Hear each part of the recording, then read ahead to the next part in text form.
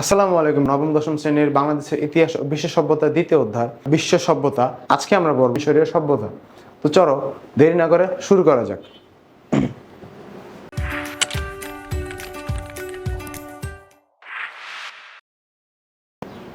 মিশরীয় সভ্যতা। মিশরীয় সভ্যতার পটভূমি। আফ্রিকা মহাদেশের উত্তর পূর্ব অংশে অবস্থিত দেশটির নাম ইজিপ্ট বা মিশর। কি? আফ্রিকা মহাদেশের উত্তর পূর্ব অংশ কোন অংশে? আফ্রিকা মহাদেশের উত্তর পূর্ব অংশে অবস্থিত দেশটির নাম কি? ইজিপ্ট বা মিশর। দেশটির নাম কি? ইজিপ্ট বা মিশর। খ্রিস্টপূর্ব 5000 থেকে 3200 অব্দ পর্যন্ত নীল নদের অববাহিকায় একটি সমৃদ্ধ সভ্যতার উদ্ভব হয়। কত শতকে? কত সালে? খ্রিস্টপূর্ব 5000 থেকে 3200 অব্দ পর্যন্ত নীল নদের অববাহিকায় একটি সমৃদ্ধ সভ্যতার উদ্ভব হয়, যা মিশরীয় সভ্যতা নামে পরিচিত। এই সময় থেকে প্রাচীন মিশর সভ্যতা বিভিন্ন ক্ষেত্রে অবদান ও গুরুত্বপূর্ণ অবদান রাখতে শুরু করে। 3200 খ্রিস্টপূর্বাব্দ থেকে প্রথম রাজবংশ শাসনামল শুরু হয়। তাহলে মিশরে কত খ্রিস্টাব্দ থেকে প্রথম রাজবংশ শাসনামল শুরু হয়? 3200 খ্রিস্টপূর্বাব্দ থেকে। এই সময় থেকে মিশরের ঐতিহাসিক যুগের সূচনা হয়। তাহলে কোন সময় থেকে মিশরের ঐতিহাসিক যুগের সূচনা হয়? 3200 খ্রিস্টপূর্বাব্দ থেকে মিশরের ঐতিহাসিক যুগের সূচনা হয়। নরমার বা মেনেস কে? নরমার বা মেনেস হন একাধারে মিশরের প্রথম নরপতি পুরোহিত। কে? নরপতি এবং পুরোহিত। তিনি প্রথম ফারাও এর মর্যাদা লাভ করেন। কে প্রথম ফারাও এর মর্যাদা লাভ করেন? এই যে নরমার বা মেনেস। কে? নরমার বা মেনেস প্রথম ফারাও এর মর্যাদা লাভ করেন। এখন ফারাও কি? প্রাচীন মিশরের রাজাদেরকে বলা হতো কি? ফারাও। কি বলা হতো? প্রাচীন মিশরের রাজাদেরকে ফারাও বলা হতো। আশা করি তোমরা সকলে পটভূমিটা বুঝতে পেরেছো। আমরা পরবর্তী স্লাইডে চলে যাই। ভৌগোলিক অবস্থান। প্রত্যেকটা সভ্যতার একটা ভৌগোলিক অবস্থান রয়েছে, তেমনি প্রাচীন মিশরের কি একটা ভৌগোলিক অবস্থান রয়েছে। তিনটি মহাদেশ দ্বারা ঘিরে থাকা মিশরের ভৌগোলিক অবস্থান অত্যন্ত গুরুত্বপূর্ণ। এই যে এই লাইনটা,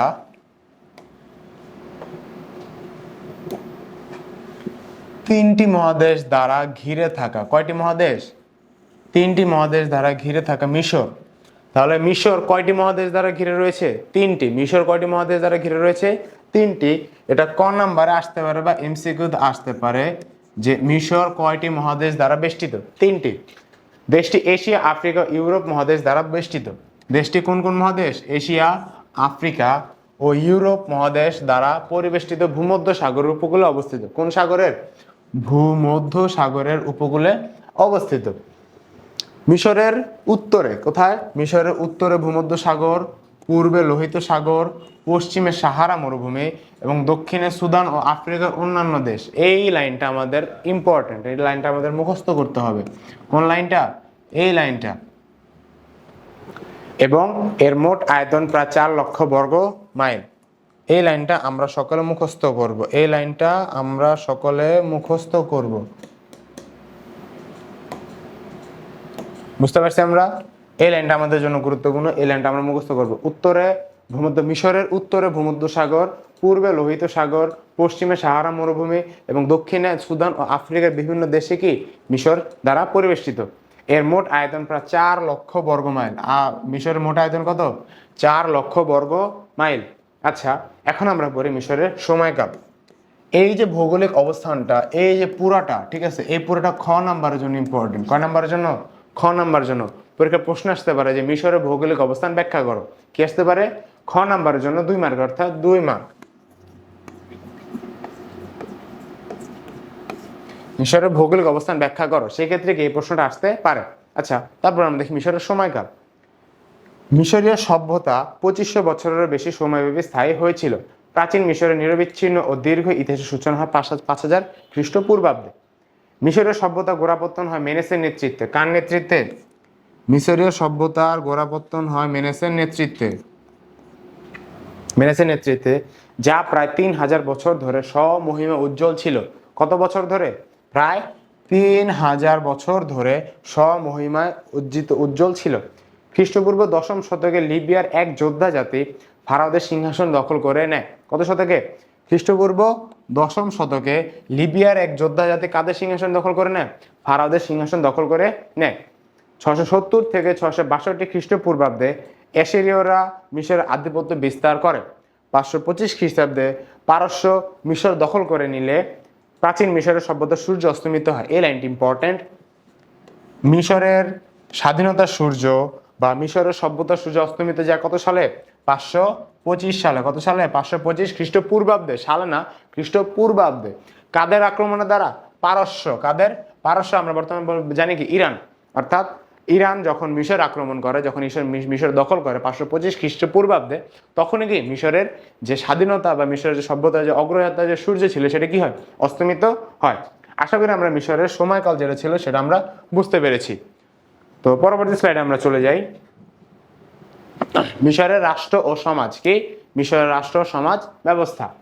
প্রাক রাজবংশীয় যুগে মিশর কতগুলো ছোট ছোট নগর রাষ্ট্রে বিভক্ত ছিল? এগুলোকে কি বলা হতো? নোম।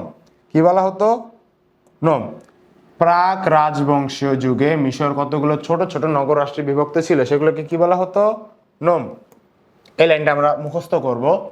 মিশরের প্রথম রাজা বা ফারাও মেনেস বা নরমার। আমরা প্রথম স্লাইডে আমরা পড়েছিলাম যে মিশরের প্রথম রাজা বা প্রথম নরপতি কে হন? মেনেস বা নরমার। সমগ্র মিশরকে খ্রিস্টপূর্ব 32 অব্দে ঐক্যবদ্ধ করে একটি রাজ্য গড়ে তোলেন, যার রাজধানী ছিল দক্ষিণ মিশরের মেমফিসে। নরমার বা মেনেস যে রাজ্য গঠন করেন তার রাজধানী কোথায় ছিল? দক্ষিণ মিশরের মেমফিসে। তখন থেকে মিশরের ঐক্যবদ্ধ রাজ্য ও রাজবংশের উদ্ভব ঘটে। কখন থেকে? এই যে 32 খ্রিস্টাব্দে। কত থেকে? 32 খ্রিস্টাব্দ থেকে মিশরে ঐক্যবদ্ধ রাজ্য ও রাজবংশের উদ্ভব ঘটে। মিশরীয় পের ও শব্দ থেকে ফারাও শব্দের জন্ম। ইম্পর্টেন্ট। মিশরীয় কোন শব্দ থেকে ফারাও শব্দের জন্ম? পেরো শব্দ থেকে। মিশরীয় কোন শব্দ থেকে ফারাও শব্দের জন্ম? পেরো শব্দ থেকে। এই লাইনটা ইম্পর্টেন্ট।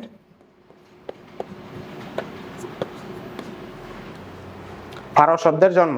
ফারাওরা ছিল অত্যন্ত ক্ষমতাশীল। ফারাওরা কি ছিল? অত্যন্ত ক্ষমতাশীল। তারা নিজেদের সূর্য দেবতার বংশধর মনে করত। কারা নিজেদেরকে সূর্য দেবতার বংশধর মনে করত? কারা? ফারাওরা। ফারাও কে ছিলেন? মিশরের রাজাদেরকে কি বলা হতো? ফারাও। তাহলে আমরা আশা করি লাইনটা বুঝতে পেরেছি। ফারাও পত্রে ছিল বংশানুক্রমিক। ফারাও পত্রে কি ছিল? বংশানুক্রমিক। অর্থাৎ বাবার পরে ছেলে, ছেলের পরে তার ছেলে, ছেলের পরে তার ছেলে, এরকম কি একটা বংশানুক্রমিক অবস্থা ছিল। অর্থাৎ ফারাওয়ের ছেলে হতো উত্তরাধিকার সূত্রে ফারাও। পেশার ওপর ভিত্তি করে মিশরীয়দের কয়েকটি শ্রেণীতে ভাগ করা হতো। কয়েকটি শ্রেণীতে ভাগ করা হতো? কয়েকটি। রাজপরিবার, পুরোহিত, অভিজাত, লিপিকার, ব্যবসায়ী, শিল্পী এবং কৃষক ও ভূমিদার শ্রেণী। পেশা এবং পেশার উপর ভিত্তি করে মিশরীয়দের কয়টি শ্রেণীতে ভাগ করা যায়? কি কি? রাজপরিবার, পুরোহিত, রাজপরিবার, পুরোহিত, অভিজাত, লিপিকার, ব্যবসায়ী, শিল্পী, কৃষক ও ভূমিদার শ্রেণী। তো কয়টা শ্রেণীতে ভাগ করা আমরা সেটা বুঝতে পেরেছি। আশা করি আমরা মিশরের রাষ্ট্র ও সমাজ ব্যবস্থা সম্পর্কে বুঝতে পেরেছি। পরবর্তী স্লাইডে আমরা যাই। তার আগে একটা কথা বলে নিই, তোমরা অবশ্যই তোমাদের সামনে নোট খাতা কলম নিয়ে বসবে, কারণ পড়ার চেয়ে লেখাটা তোমাদের কাজে দিবে। আমি যেগুলো নোট করতে বলছি সেগুলো তোমরা কষ্ট করে নোট করো। তা এগুলো পড়লে আর তোমাদের বই কষ্ট করে রিডিং পড়া লাগবে না।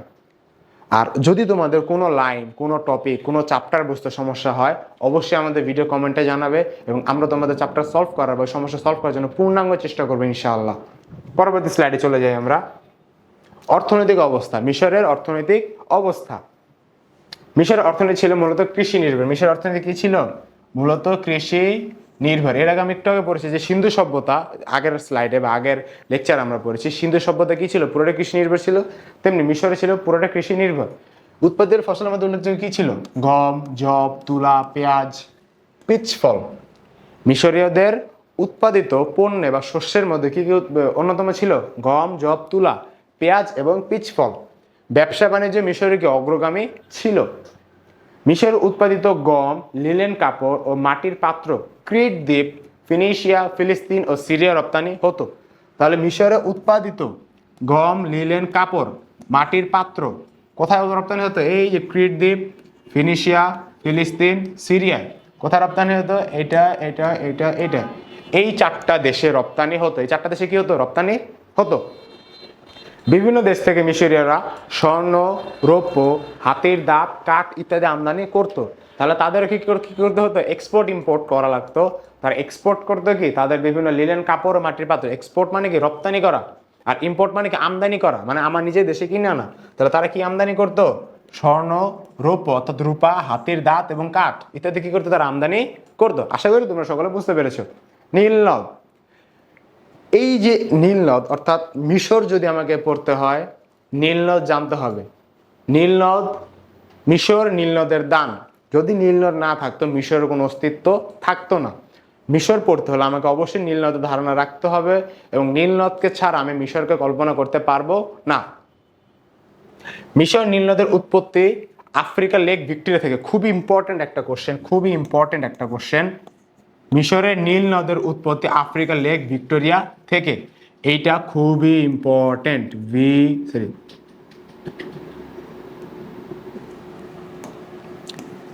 এইটা খুবই ইম্পর্টেন্ট। VVI।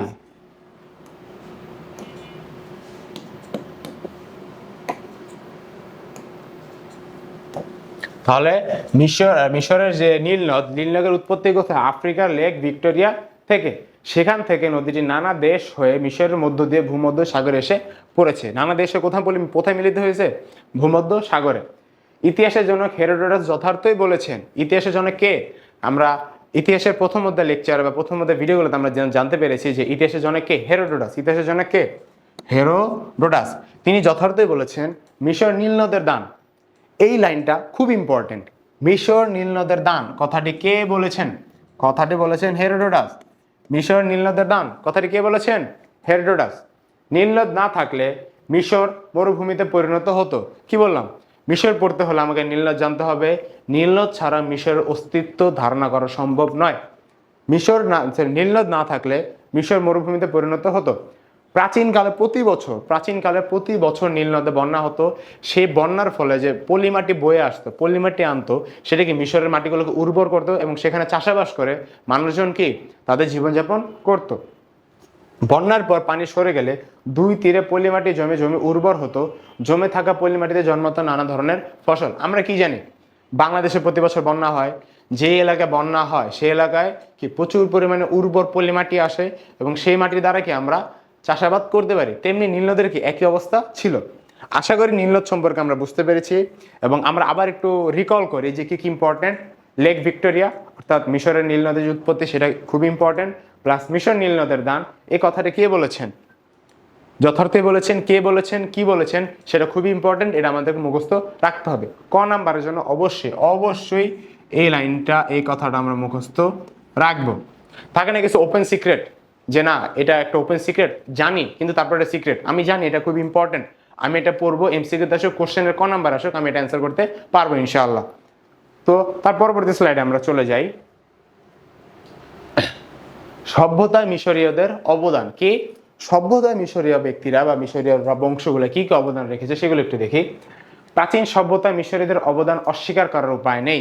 ধর্মীয় চিন্তা, শিল্প, ভাস্কর্য, লিখন পদ্ধতি, কাগজের আবিষ্কার, জ্ঞান চর্চা সবকিছুতে কি তাদের একটা অবদান ছিল। কি ছিল তাদের অবদান, কি খুবই সমৃদ্ধ ছিল। মিশরীয়দের অন্যতম বৈশিষ্ট্য হচ্ছে তাদের জীবন ধর্মীয় চিন্তা বিশ্বাস দ্বারা প্রভাবিত ছিল। এই যে একটা লাইন, মিশরীয়দের অন্যতম বৈশিষ্ট্য হচ্ছে তাদের জীবন ধর্মীয় চিন্তা ও বিশ্বাস দ্বারা প্রভাবিত ছিল। এটার অন্যতম লাইন যে কাদের জীবন, কারা ধর্মীয় চিন্তা ও বিশ্বাস দ্বারা প্রভাবিত ছিল, ব্যাখ্যা করো। সৃজনশীল প্রশ্ন আসতেই পারে যে ক বা খ বা কাশেম নামক একজন ব্যক্তি একটা সৃজনশীল পড়লো, সেখানে সে দেখতে পেল যে বলা হয়েছে যে একটা সভ্যতা বা একটা সভ্যতার লোকজন তারা খুবই ধর্মীয় চিন্তা বা ধর্মীয় বিশ্বাস দ্বারা প্রভাবিত ছিল। এখন প্রশ্ন করলো কোন সভ্যতার কথা বলা হয়েছে, কোন সভ্যতা, মিশরীয় সভ্যতা। কোন সভ্যতা, মিশরীয় সভ্যতা। আশা করি আমরা এতটুকু বুঝতে পেরেছি। আমরা তার পরবর্তী স্লাইডে চলে যাই। মিশরীয়দের ধর্ম বিশ্বাস কি, মিশরীয়দের ধর্ম বিশ্বাস সম্ভবত প্রাচীন মিশরীয়দের মতো অন্য কোনো জাতি জীবনের সকল ক্ষেত্রে এতটা ধর্ম নিয়ম কানুন অনুশাসন দ্বারা প্রভাবিত ছিল না। আমরা একটু আগেই পড়েছি যে প্রাচীন মিশরের যে লোকজন বা প্রাচীন মিশরের যে সভ্যতা ছিল তারা ধর্মীয় বিশ্বাস দ্বারা খুবই প্রভাবিত ছিল। আমরা এখানে সেই লাইনটা প্রতিফলিত হচ্ছে যা দেখতে পাচ্ছি।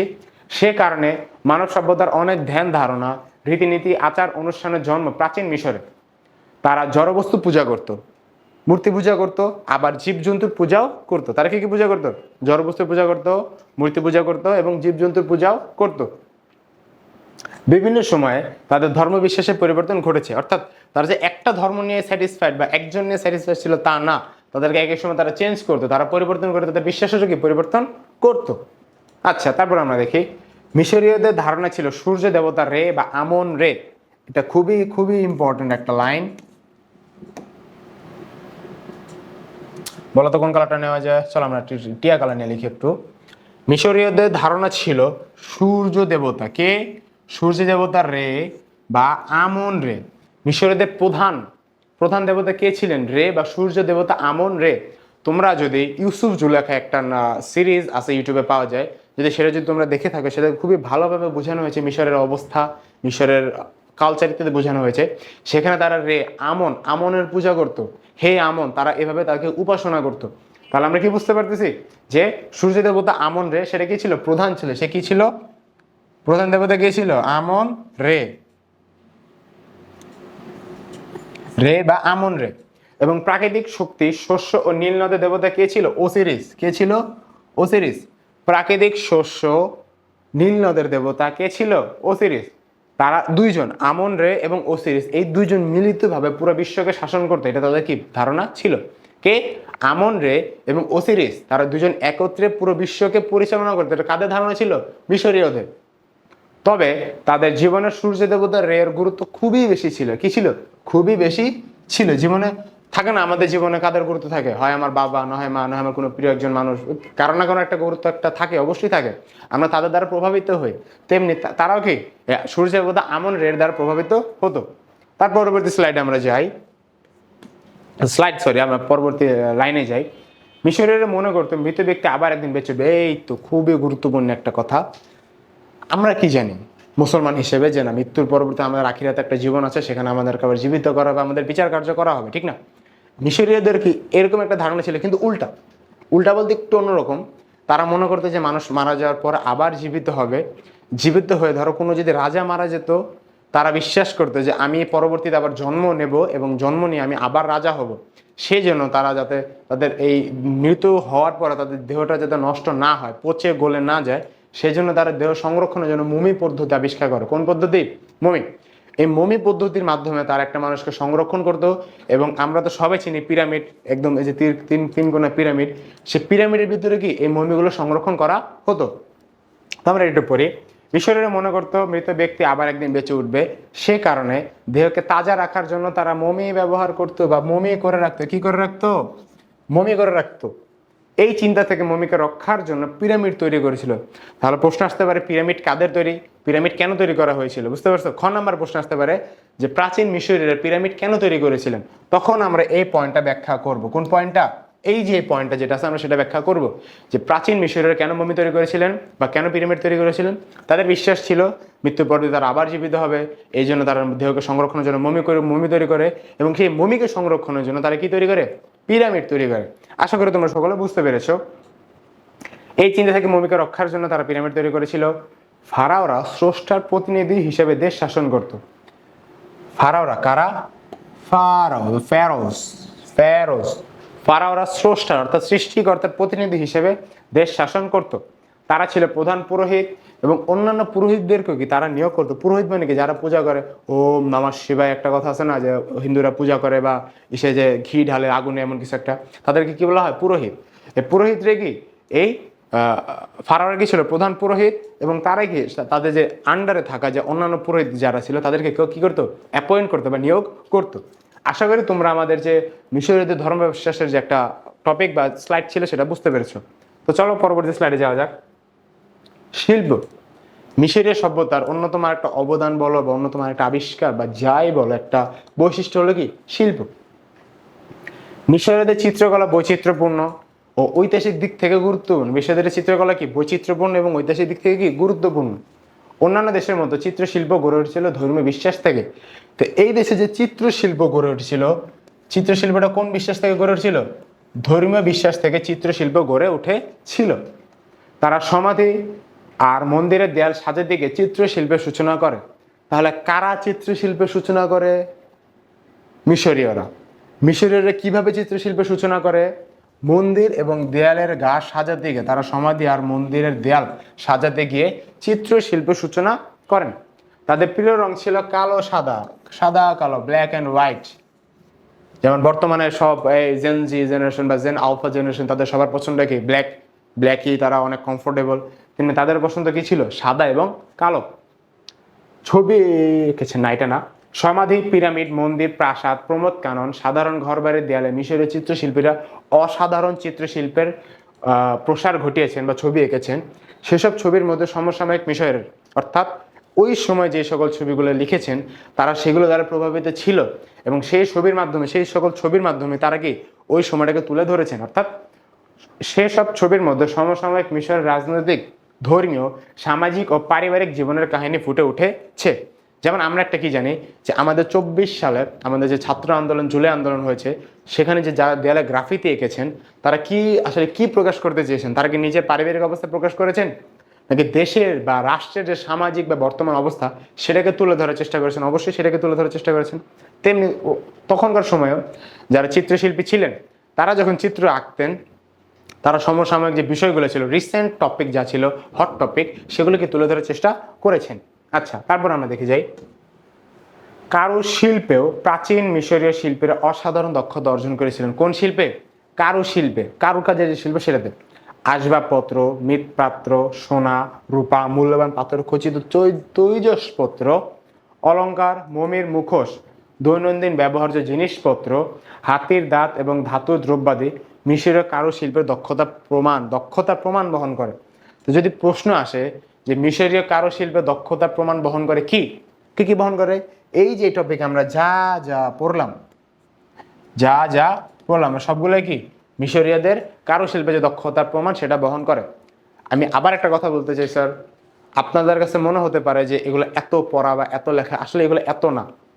একটা হচ্ছে শর্টকাট টেকনিক, শর্টভাবে পড়ে ফেলে, একটা হচ্ছে লং পড়া।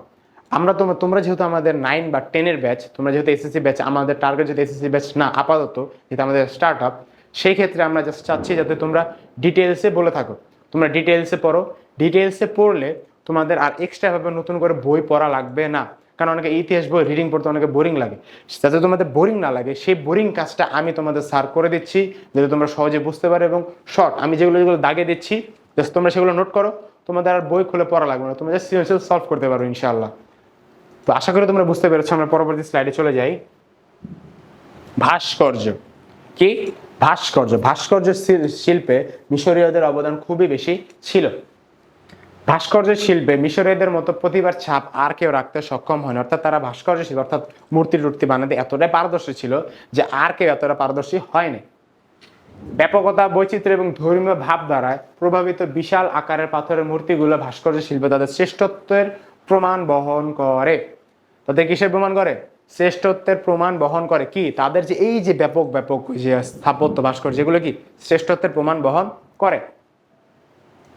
প্রতিটি ভাস্কর্য ধর্মীয় ভাব দ্বারা, আচার অনুষ্ঠান, মতাদর্শ দ্বারা প্রভাবিত ছিল। অর্থাৎ প্রতিটি যে ভাস্কর্য ছিল সবগুলো কি ধর্মীয় ভাব দ্বারা বা সবগুলো ধর্ম দ্বারা কি একটা প্রভাবিত ছিল।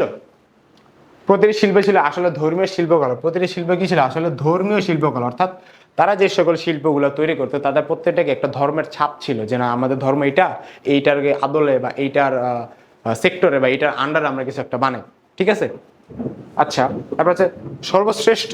তাদের তো আসলে কতই ভাস্কর্য তো বানায় বা কতই স্থাপত্য তো বানায়, তাদের মধ্যে সর্বশ্রেষ্ঠ কি ছিল? তাদের মধ্যে সর্বশ্রেষ্ঠ ছিল গিজার। কোথার? গাজার না, গিজার। স্যার ভুল করে গাজা বলে ফেলছিলাম, সরি। গিজার অতুলনীয় স্ফিংস। কি? গিজার অতুলনীয় স্ফিংস। এই যে আমরা দেখতে পারতেছি এই যে ছবিটা, এটা হচ্ছে স্ফিংস। এটা কি? স্ফিংস মশাই। স্ফিংসটা কি?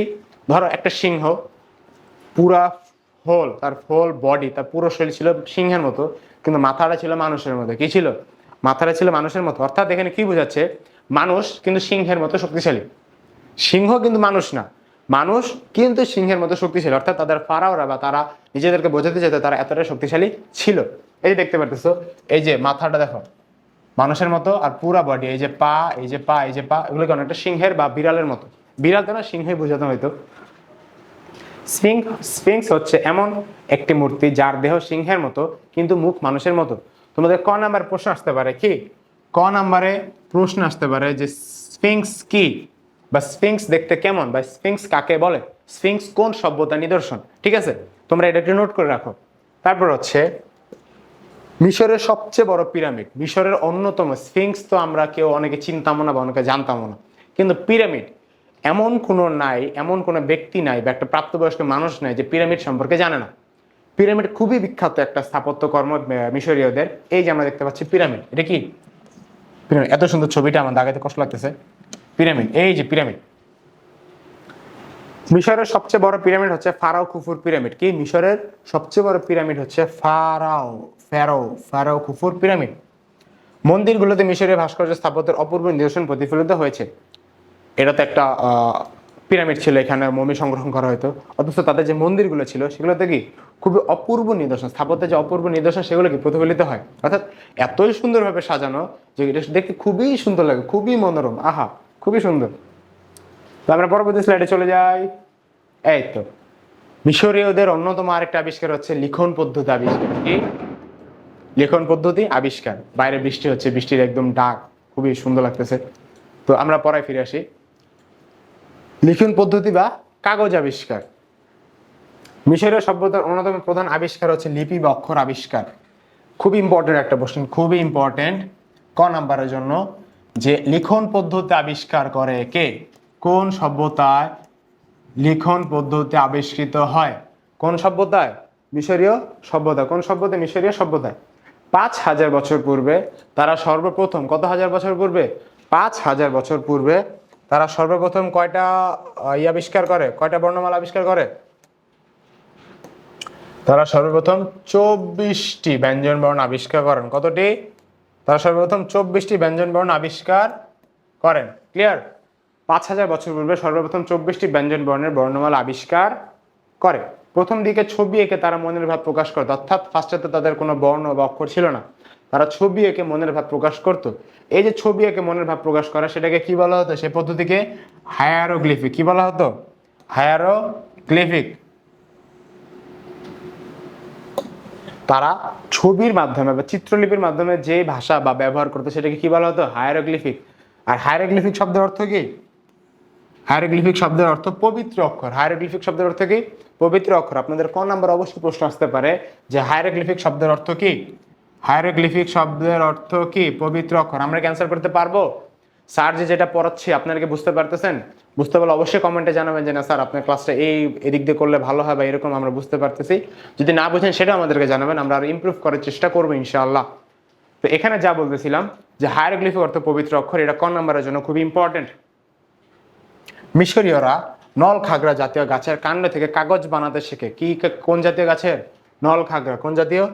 নল খাগড়া জাতীয় গাছের কাণ্ড থেকে কাগজ বানাতে শেখে। সেই কাগজের উপর তারা লিখতো। সেই কাগজের উপর কি তারা লিখতো? অবশ্যই কাগজের উপর লিখবে, ঠিক না? গ্রিকরা এই কাগজের নাম দেয় প্যাপিরাস। এই কাগজের নাম দেয় কি? প্যাপিরাস। গ্রিকরা এই কাগজের নাম দেয় কি? প্যাপিরাস। গ্রিকরা কাগজের নাম দেয় কি? প্যাপিরাস। এই শব্দ থেকে ইংরেজি পেপার শব্দের উৎপত্তি। এই তো একটা কোশ্চেন, সুন্দর একটা কোশ্চেন। ক এমসিকিউ সবার জন্য ইম্পর্টেন্ট, যে পেপার শব্দের উৎপত্তি কোন শব্দ থেকে? পেপার শব্দের উৎপত্তি কোন শব্দ থেকে? আমরা জানি গ্রিক শব্দ প্যাপিরাস থেকে। আমরা পারবো ইনশাআল্লাহ? আমরা পারবো, অবশ্যই পারবো। যে পেপার শব্দের উৎপত্তি কোন শব্দ থেকে? গ্রিক শব্দ প্যাপিরাস থেকে। নেপোলিয়ন বোনাপার্ট মিশর যাওয়ার সময় একটি পাথর আবিষ্কার করেন। সে পাথরটির নাম কি ছিল? রসেটা স্টোন। নেপোলিয়ন বোনাপার্ট মিশর যাওয়ার সময় একটি পাথর আবিষ্কার করেন। সে পাথরটার নাম কি ছিল? রসেটা স্টোন। নেপোলিয়ন বোনাপার্ট, এই পাথরটার নাম কি ছিল? রসেটা স্টোন।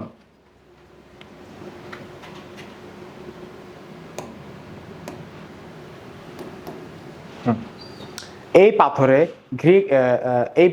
কি কি লেখা ছিল বলতো? হায়ারোগ্লিফিক ভাষায় অনেক লেখা ছিল। কি লেখা ছিল? হায়ারোগ্লিফিক ভাষায় অনেক লেখা ছিল, যা থেকে প্রাচীন মিশরের অনেক তথ্য জানা যায়। যা থেকে কি প্রাচীন মিশরের অনেক তথ্য জানা যায়। আশা করি তোমরা যে লিখন পদ্ধতি আবিষ্কারের যে টপিকটা বা লেকচারটা ছিল সেটা বুঝতে পেরেছো। তার পাশাপাশি আমরা একটা চিত্র রাখার চেষ্টা করছি তোমাদের বোঝার জন্য। বইয়ের চিত্র এটা আসলে। এখানে ধরো এই দেখলে তোমরা বুঝতে পারবে, ইগল দ্বারা এ বোঝায়, হাত দ্বারা বি বোঝায়, পা দ্বারা বি বোঝায়। ওদের ভাষায় ওরা বুঝতে, আমরা আসলে এটা বোঝার কিছু নাই আমাদের। আচ্ছা, পরবর্তী স্লাইডে আমরা চলে যাই। বিজ্ঞান। বিজ্ঞানের ক্ষেত্রে মিশরীয়রা প্রচুর গুরুত্বপূর্ণ ভূমিকা পালন করেছে। কি কি ভূমিকা পালন করেছে? মিশরীয় সভ্যতা ছিল কৃষি নির্ভর, সেটা আমরা জানি। সে কারণে নীল নদের প্লাবন, নাব্য, পানি প্রবাহের মাপ, জোয়ার ভাটা ইত্যাদি ছাড়াও জমির পরিমাপ তাদের কাছে ছিল গুরুত্বপূর্ণ বিষয়। এর সঙ্গে সঙ্গে এসবের সঙ্গে জ্যোতিষ্ক শাস্ত্র, কি জ্যোতিষ শাস্ত্র ও অঙ্ক শাস্ত্রের ছিল গভীর যোগাযোগ। ফলে এই দুটি বিদ্যা তারা আয়ত্ত করেছিল। তারা কি কি বিদ্যা আয়ত্ত করেছিল? জ্যোতিষ শাস্ত্র ও অঙ্ক শাস্ত্র, এই দুটো কি ছিল? গভীরভাবে সংযুক্ত বা একত্রে মিলিত, এবং তারা এই দুটো বিদ্যা কি করে আয়ত্ত করেছিল। তারা অঙ্ক শাস্ত্রের দুটি শাখা, অঙ্ক শাস্ত্রের কটি শাখা? দুটি শাখা, জ্যামিতি ও পাটিগণিতের প্রচলনও করে। তাহলে অঙ্কে বা গণিত শাস্ত্রের প্রবক্তা বা গণিত শাস্ত্র সূচনা হয় কার আমল থেকে বা কোন সভ্যতা থেকে? মিশরীয় সভ্যতা থেকে। কোন সভ্যতা থেকে? মিশরীয় সভ্যতা। গণিত শাস্ত্রে যে দুটি শাখা, জ্যামিতি এবং পাটিগণিতের প্রচলন করে কারা? মিশরীয়। এটা ক নাম্বার আসতে পারে? ক নাম্বারে আসতে পারে যে গণিতের যে দুটি শাখা, জ্যামিতি ও পাটিগণিতের প্রচলন করে কারা? মিশরীয়রা। মিশরীয় সভ্যতা মানুষ যোগ, বিয়োগ ও ভাগের ব্যবহার জানতো। কার কিসের ব্যবহার জানতো? যোগ, বিয়োগ ও ভাগের ব্যবহার তারা জানতো। তারপর হচ্ছে 4200 অর্থাৎ 4200 খ্রিস্টপূর্বাব্দে তারা প্রথম সৌরপঞ্জিকা আবিষ্কার করে। Very very important, very important. কত সালে? 4200 খ্রিস্টপূর্বাব্দে তারা প্রথম সৌরপঞ্জিকা। তাহলে প্রথম সৌরপঞ্জিকা আবিষ্কার করে কোন সভ্যতা? মিশরীয় সভ্যতা। কোন সভ্যতা? মিশরীয় সভ্যতা। এই যে এইটাও খুব ইম্পর্টেন্ট। ক নাম্বার? কয়ের জন্য এটাও ইম্পর্টেন্ট যে খ্রিস্টপূর্ব 4200 অব্দে তারা প্রথম সৌরপঞ্জিকা আবিষ্কার করে। 365 দিনে এক বছর, এই হিসাবও কারা আবিষ্কার করে? মিশরীয়রা। কারা আবিষ্কার করে? মিশরীয়রা। 365 দিনে যে এক বছর, এই হিসাবও কারা করে? মিশরীয়রা। এই হিসাব কারা করে? মিশরীয়রা। আবিষ্কার তারা। প্রাচীন মিশরের অধিবাসীরা সময় নির্ধারণের জন্য, প্রাচীন মিশরের অধিবাসীরা সময় নির্ধারণের জন্য কি তৈরি করে? সূর্য ঘড়ি, ছায়া ঘড়ি, পানি ঘড়ি আবিষ্কার করে। অর্থাৎ ঘড়ি ডিজিটাল হোক বা অ্যানালগ হোক, ওগুলা বাদ দিয়ে প্রথম ঘড়ি আবিষ্কার করে কোন সভ্যতা? মিশরীয় সভ্যতা। কি কি ঘড়ি আবিষ্কার করে? সূর্য ঘড়ি, ছায়া ঘড়ি, পানি ঘড়ি আবিষ্কার করে। আমরা সকলে বুঝতে পেরেছি আশা করি। ধর্মের কারণে মিশরীয়রা জ্ঞান চর্চায় আগ্রহী ছিল। মিশরীয়রা ধর্ম দ্বারা খুবই প্রভাবিত ছিল। আমি বারবার বলতেছি বা এখানে বারবার আমরা দেখিয়েছি, ধর্মের কারণে মিশরীয়রা বিজ্ঞান চর্চা আগ্রহী ছিল। বিজ্ঞান চর্চা কেন আগ্রহী ছিল? ধর্মের কারণে। ধর্মের কারণে মিশরীয়রা বিজ্ঞান চর্চায় আগ্রহী ছিল। তারা পরলোকে বিশ্বাস করত এবং ফারাওরা পরবর্তী জন্মে রাজা হবেন, এই বিশ্বাস তাদের ছিল। তারা পরলোকে বিশ্বাস করত এবং ফারাওরা পরবর্তীতে আবারও তাদের রাজা হবে, তারা এই বিশ্বাস করত। তাই তারা ফারাওদের দেহ তাজা রাখার পদ্ধতি আবিষ্কার করে। অর্থাৎ কোন পদ্ধতি? মমি পদ্ধতি। কোন পদ্ধতি? মমি পদ্ধতি। তারা ফারাওদের দেহ তাজা রাখার পদ্ধতি আবিষ্কার করে। এ কারণেই মমি তৈরি শুরু হয়। মিশরীয় বিজ্ঞানীরা রাসায়নিক প্রক্রিয়ায় মৃতদেহ পচন থেকে রক্ষা করতে সক্ষম হন। তাহলে কোন বিজ্ঞানীরা প্রথম রাসায়নিক প্রক্রিয়ায় মৃতদেহ পচন থেকে রক্ষা করতে সক্ষম হন? মিশরীয় বিজ্ঞানীরা। কোন বিজ্ঞানীরা? মিশরীয় বিজ্ঞানীরা। আশা করি আমরা এতটুকু সকলে বুঝতে পেরেছি। এখন হচ্ছে বিজ্ঞান। বিজ্ঞানের যে এটা তো এর আগে আমরা বিজ্ঞানে পড়েছি, বিজ্ঞানের আরো কিছু দুইটা লাইন বা দুইটা টপিক বাদ আছে। সেটা হচ্ছে চিকিৎসা শাস্ত্রেও প্রাচীন মিশরের বিশেষ অগ্রগতি লাভ করেছিল। সৃজনশীলের জন্য খুবই ইম্পর্টেন্ট। কিসের জন্য? সৃজনশীলের জন্য খুবই ইম্পর্টেন্ট। চিকিৎসা শাস্ত্রেও প্রাচীন মিশরীয়রা বিশেষ অগ্রগতি লাভ করেছিল। তারা চোখ, দাঁত, পেটের রোগ নির্ণয় করতে জানতো। পরীক্ষায় প্রশ্ন আসতে পারে, কোন সভ্যতার মানুষজন বিভিন্ন রোগ বালাই নির্ণয় করতে পারতো? পেট, চোখ ও দাঁতের রোগ নির্ণয় করতে পারতো। আচ্ছা, এটা গেল। অস্ত্রোপচারের মাধ্যমে চিকিৎসা করার বিদ্যা তাদের জানা ছিল। খুবই গুরুত্বপূর্ণ একটা লাইন।